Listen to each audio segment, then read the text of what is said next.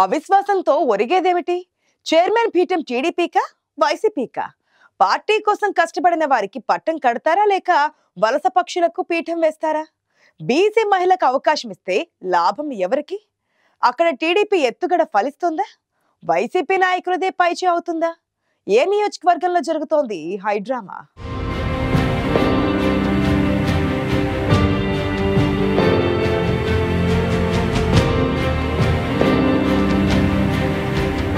చాలు చాలు తప్పుకుంటేనే మేలు అంటూ ఏపీ స్థానిక సంస్థల్లో ఒక్కో పీఠాన్ని కదిలిస్తున్నారు కూటమి పక్షాల నేతలు.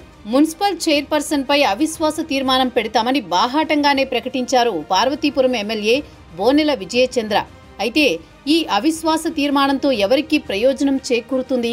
మున్సిపల్ చైర్మన్ ని గద్దెదించితే ఆ సీట్లో కూర్చునేది ఎవరనేదే ఇప్పుడు నియోజకవర్గంలో చర్చనీయాంశంగా మారింది. పార్వతీపురం మున్సిపల్ చైర్పర్సన్ సీటును దక్కించుకోవడమే లక్ష్యంగా ఎమ్మెల్యే విజయచంద్ర చక్రం తిప్పుతున్నారు.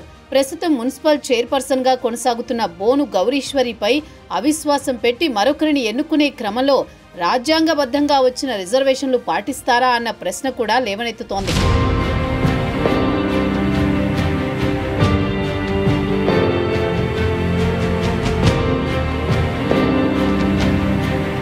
పార్వతీపురం మున్సిపల్ చైర్పర్సన్ స్థానాన్ని బీసీ మహిళకు కేటాయించారు.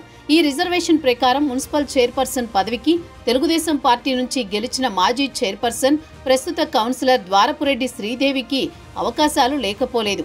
బీజేపీ జిల్లా అధ్యక్షుడు ద్వారపురెడ్డి శ్రీనివాసరావు సతీమణి ద్వారపురెడ్డి జ్యోతి కూడా అవకాశం కలిసొస్తుందనే ఆశతో ఉన్నారు.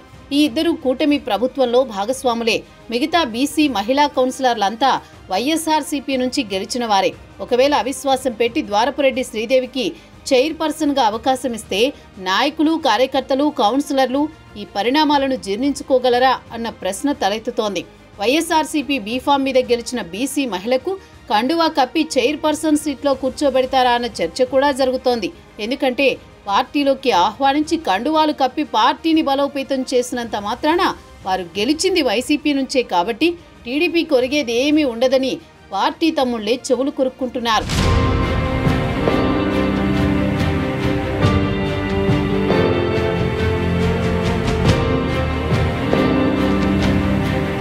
పార్టీ అధికారంలోకి వచ్చింది కాబట్టి చైర్పర్సన్ ని మార్చాలనే పంతం తప్ప ఈ అవిశ్వాసంతో టీడీపీ కొరిగేది ఏమీ ఉండదనేది కొంతమంది రాజకీయ విశ్లేషకులు చెబుతున్న మాట.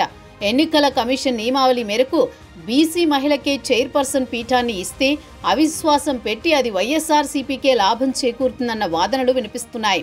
కేవలం మున్సిపల్ చైర్పర్సన్ ని మార్చాం అని గొప్పగా చెప్పుకునేందుకు తప్ప దీంతో పార్టీకి కొత్తగా జరిగే మేలేమీ ఉండదంటున్నారు.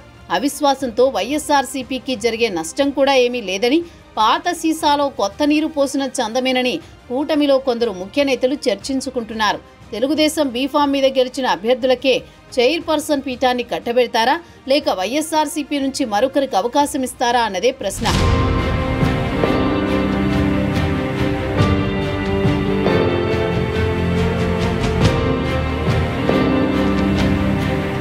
వైసీపీ నుంచి గెలిచిన 7 కౌన్సిలర్లకు పార్టీ కండువా కప్పి తెలుగుదేశం పార్టీలోకి ఆహ్వానించారు ఎమ్మెల్యే బోనాల విజయచంద్ర. దీంతో కౌన్సిల్లో 2 పార్టీల బలం సమానంగా మారింది.